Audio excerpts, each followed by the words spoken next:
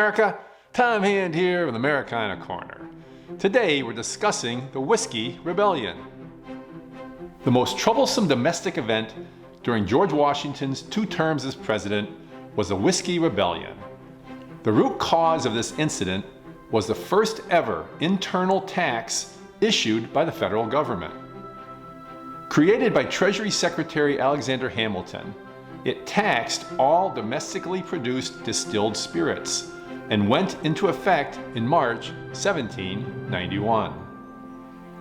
This so-called whiskey tax was very unpopular with the Scotch-Irish farmers of western Pennsylvania, who felt the tax unfairly targeted Westerners and that their interests were not represented in Congress. Much like the Stamp Act crisis of 1765, accusations of taxation without representation were tossed about.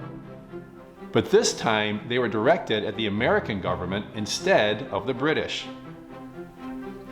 Resistance was widespread and no taxes were collected.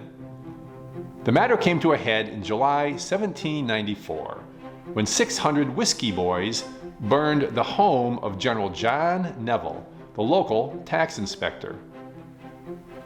The following month, David Bradford and 7,000 followers gathered near Pittsburgh and contemplated declaring Western Pennsylvania independent from the United States. Finally, President Washington's patience was at an end, and recognizing the federal government must demonstrate the ability to handle domestic disputes, the president called out the militia. By late October, 13,000 militiamen had gathered in Bedford, Pennsylvania, 100 miles east of Pittsburgh, and the president rode there to lead the army.